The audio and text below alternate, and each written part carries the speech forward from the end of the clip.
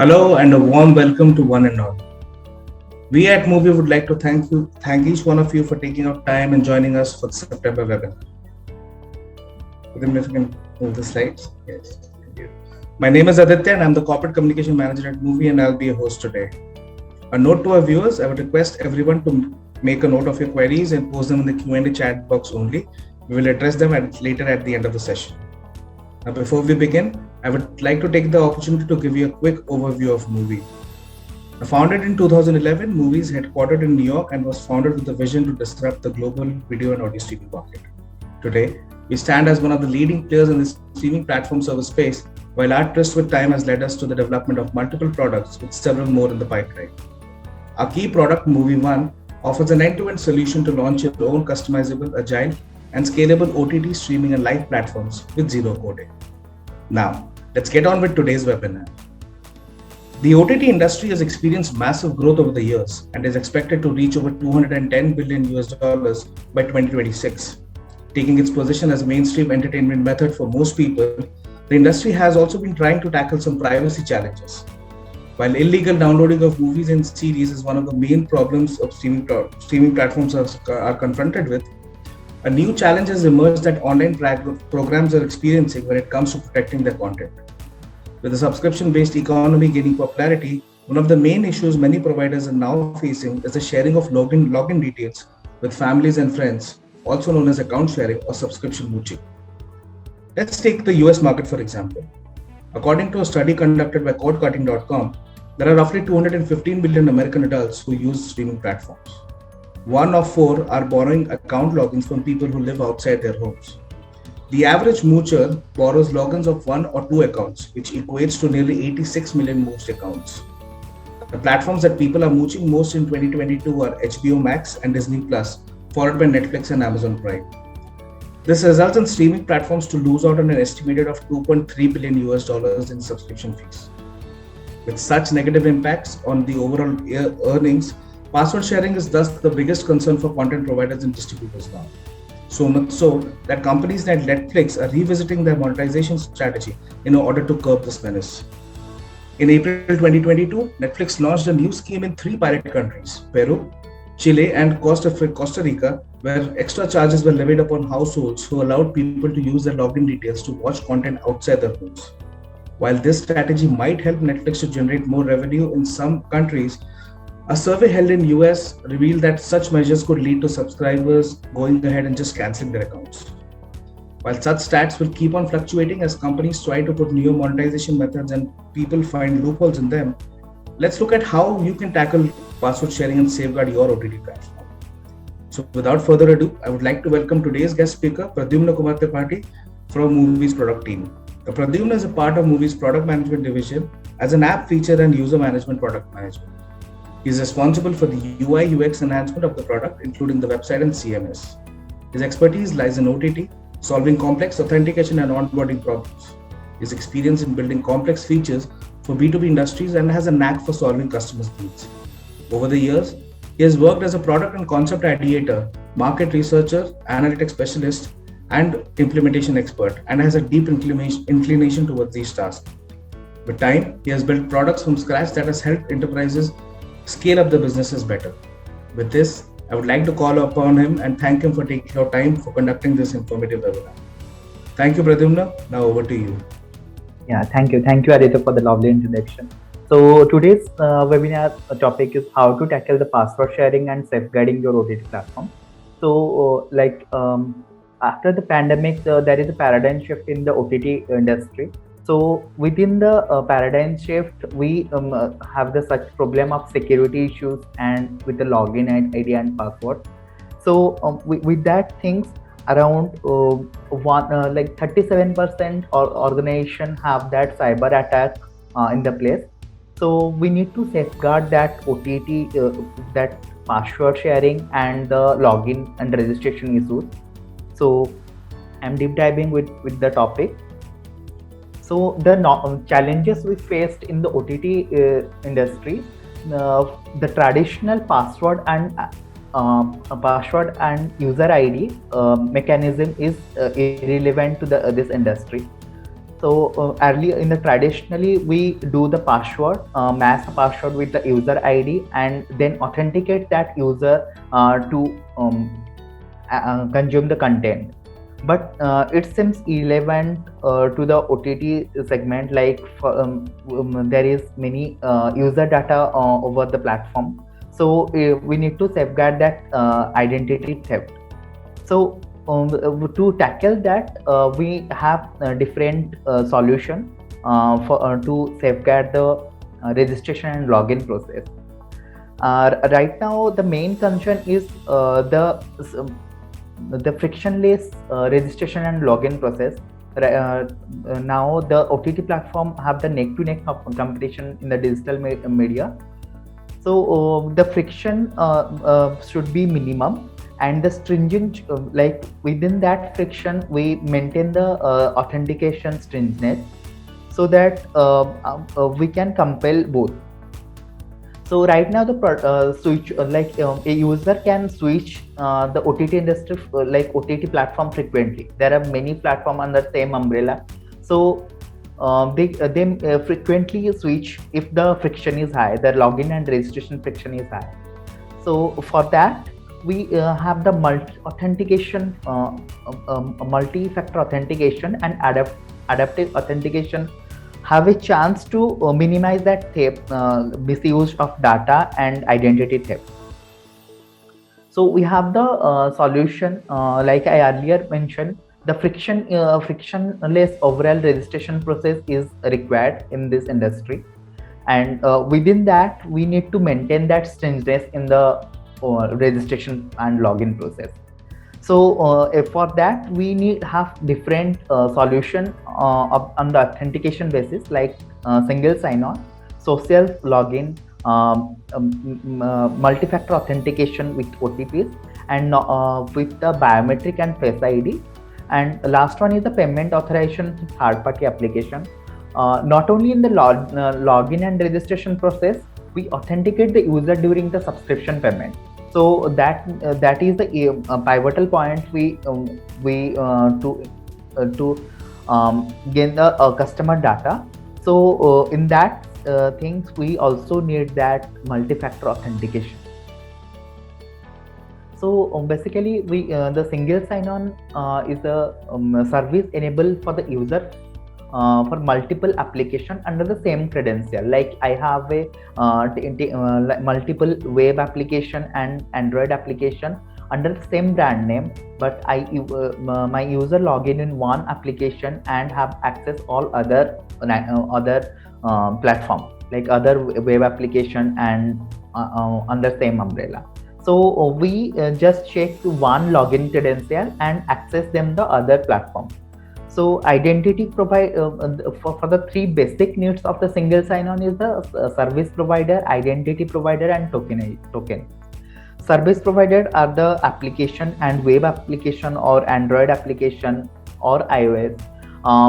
We can use we can use SSO in all of them. So service provider and identity provider are the some of the most of name of the identity provider, like SM, OAuth, and OpenID. These are the open platform to identification provider. So the identification done through the tokenization. So the token plays a vital role within the communication between service provider and identity provider. So it's very seamless process to, on a single click, we can authenticate for the all other application, and in that things the user as very seamlessly, not creating many more login ID and credential. They just use one credential to log in other application. Second one is the social login, registration and login. Right now we most of we use that things like login through our social accounts or in any of the third-party web application or Android application, like Google, Facebook, and LinkedIn. They are provided the social login features. So using social login features, eliminating the creating further accounts and repeating the accounts in other web app and Android app. Instead of they are using that social account, which most of people have. They use that account and authenticate the user, and it's eliminate the huge effort to the authentication of a email ID or phone number. Because as we know, like most of the people using social accounts, they have already authenticated the email ID and phone number, so it is easy for us to authenticate that, and it is the single step process, so there is smoothless login and registration, so there is no friction over the registration process. So around if I talk about the stat, around 86% of users reported that they are bothered to creating the new account again and again with the other website and application. So that maybe increase our churn rate also. So with that stat, I'm going at 77% people use social login for their login and registration purpose. So it's a very huge use case in the login and registration scenario for a single click. Third one is the multi-factor authentication. Multi-factor authentication have the two important things, like have a user generated ID or password, or we have and other one is the OTP. Like there are two segments. One is the user already have, and another thing the user generate. Like I have the user login and password, the password which I created, but I need access to I will receive an OTP after to access the platform. That is the multi-factor authentication. So multi-factor authentication reduced our cyber attack. So vendors are increasingly use the multi-factor to describe the authentication scheme. So right now, it's earlier it is a two-factor authentication system. Right now we use that in the multi-factor authentication system. Right, we can put many more additional layer for authenticating user.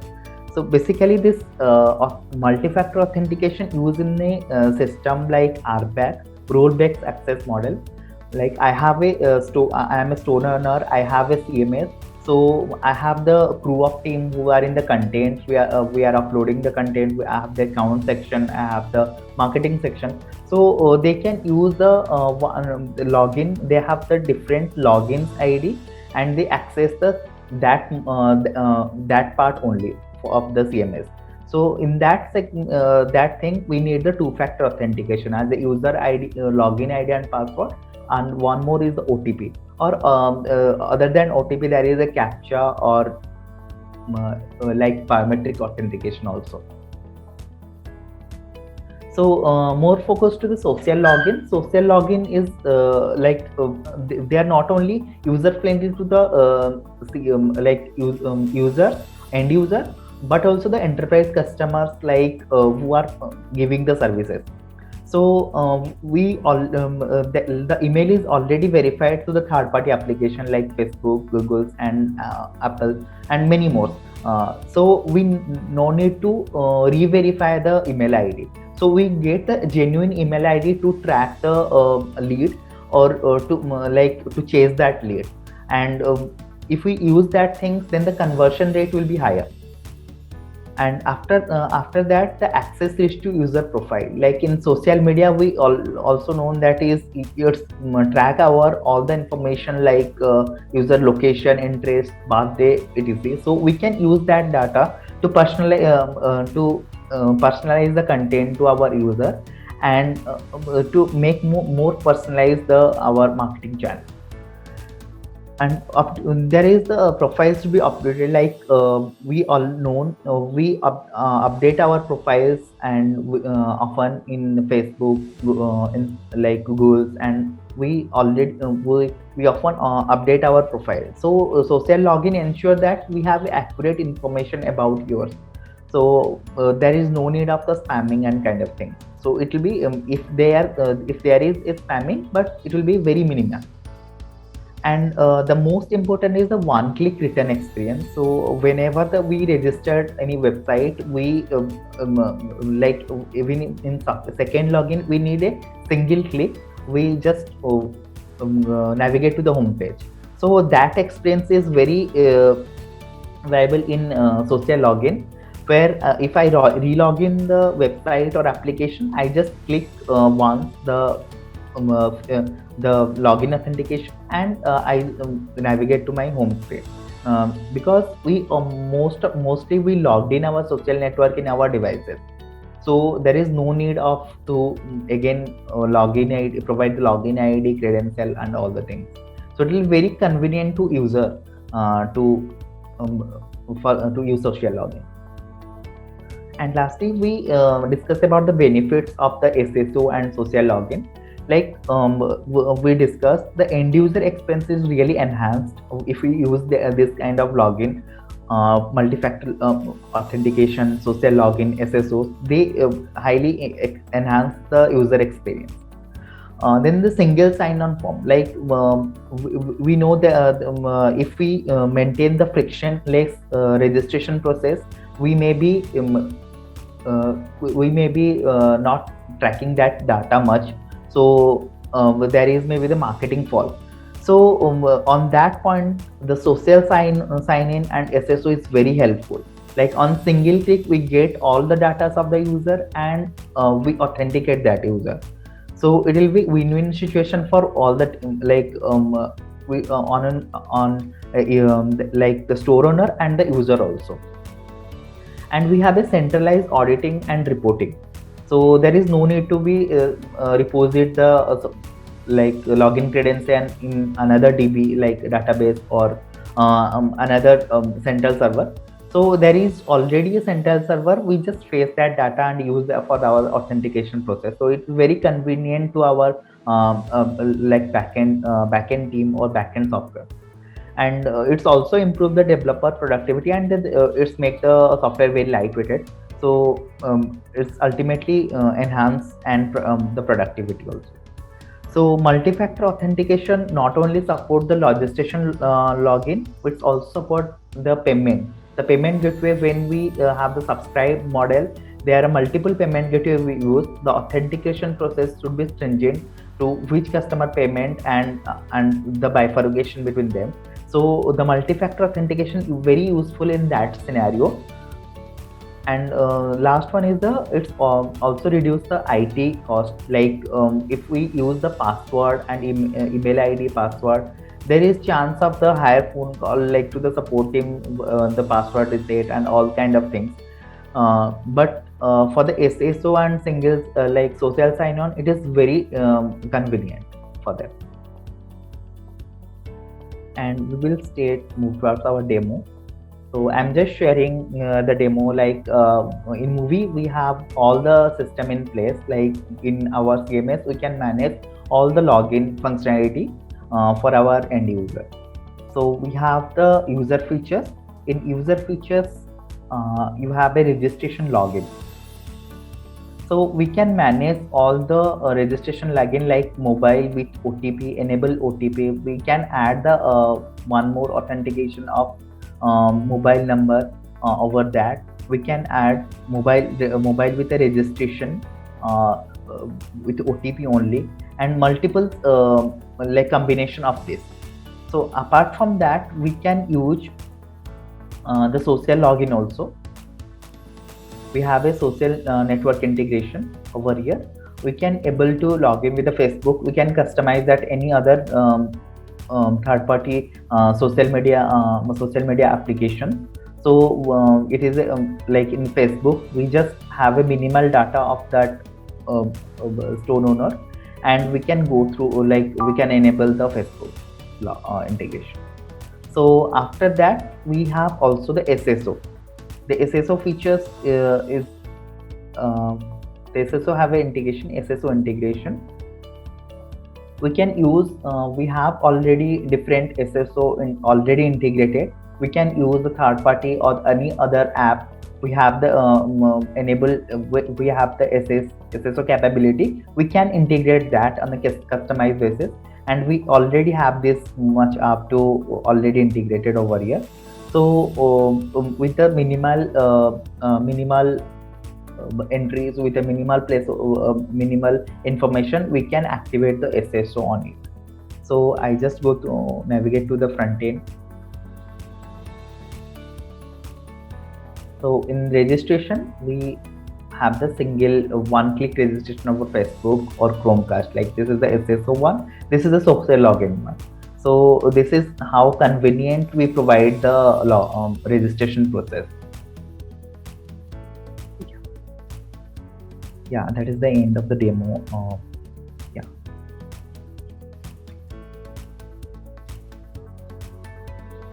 Yeah, thank you very much to listening the webinar, and thank you Aditya for giving me the opportunity. Thank you so much, Pradyumna. Now, before we move on to the Q&A session, I would request the audience to take a minute to answer a quick poll, now coming onto your screens. If you can't see the poll, you can click on the poll icon given at the bottom of your screens. So, Pradyumna, while audience is busy answering the poll, I wanted to check what is your favorite authentication style? Yeah, it's social login because it will be very convenient for the user, and Ajay showed on also to integrate that and use that data for our different purpose. I guess for all of us, I think social login are the most preferred method of logging into account platforms. Great. So I hope you all have answered a poll. I would like to open the forum for discussion. Please send in a query in the Q&A chat. I can see questions coming in from our other platforms as well.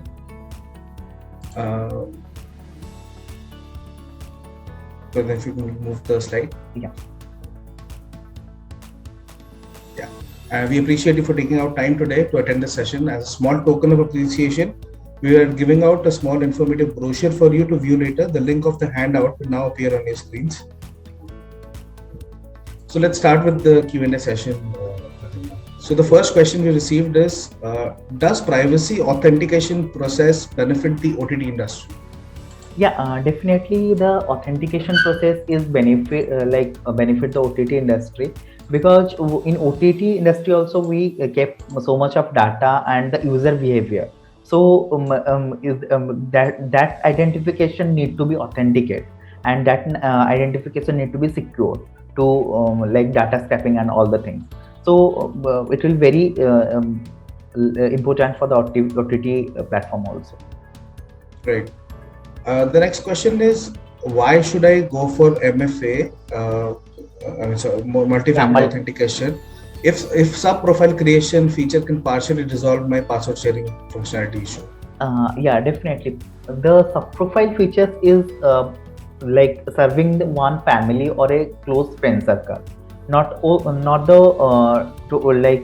all the OTT industries kind of thing. So it's minimal the password sharing. Because we create different sub profiles for with the different family members' name or in the close friend circle name. But ultimately the password need to be shared. Like without that password and login ID, they can't log into the that platform. So it's partially partially minimize the sharing thing, password sharing thing, but in holistical way, it's not that secure. The next question is about security of MFA. How secure is MFA for unauthorized access? Yeah, definitely. MFA is basically used in two things, like payment and payment subscription and login registration process. So payment, we know there is so much of data. If we not authenticate that customer like with a user generated generated OTPs or any kind of one more authenticate layer, it may be the misuse of that data. So the multi-factor authentication is very much needed on that segment. Other than that, the registration and login process also. If we if we keep the user data secure, then it's required one more authentication layer over the login and registration process, and it's just hindrance to the password sharing also. Like if I have a username or single username or password, I can share multiple people, and that also loss of our business. If we go if we talk about in the business scenario, it also drop the lead generation also. Absolutely. The next, in fact, we are running short of time. Probably will take this as the last question. How efficient is SSO as the same credentials are being used across multiple platforms? Yeah, SSO have very use case of the SSO is we have multiple application and multiple Mhm. website under same brand name. So why we use one like again and again login one more create one more account for any single application. So as we know they are in the some like one brand name, we can use same credential to use all their applications. So it is very useful to centralize that data. Like I have the OTT segment also, I have the e-commerce segment also. Right. So why I need one more credential to log into any other like Right. e-com Right. So a single key that opens up all opens, locks. yeah. Absolutely. Cool. So let's close the Q&A session and move on to the next slide. Yeah. So this brings us to the end of today's session. Our upcoming webinar, how OTT platforms can monetize content better, faster, and cheaper, is scheduled for the 12th of October and will be presented by Rohan Goel, VP Business Development, Muvi. I would request the audience to keep a lookout for our social media channels and website for the registration link of this webinar. Following the webinar, Muvi is heading. Following the webinar, Muvi is heading to attend the NAP 2022 being held in New York to showcase its whole new level of features and offerings. The NAP show is globally renowned trade show for the media and entertainment industry. It provides a wonderful opportunity for the broadcast, media, and entertainment industry to present and discover product updates, new application, and workflow efficiencies to deliver superior streaming experiences to you. If you're in New York between the 19th and 20th of October, visit the Chapter Center on the 11th Avenue in Manhattan, New York, and come to booth 1340 at level 3 to meet the wonderful team of Muvi and take a glimpse of Muvi's feature-packed product Muvi One and the robust infrastructure that makes us one of the top OTT platform software in the industry. Muvi recently gained the top position on G2.com, the leading provider of business software and service reviews, as the highest-rated OTT platform software alongside other accomplishments. In celebration of this achievement this month, Muvi launched the global campaign, Muvi Streaming Week, for users across globe, offering significant savings of up to 20% on the subscription plans for Muvi One for the first 3 months.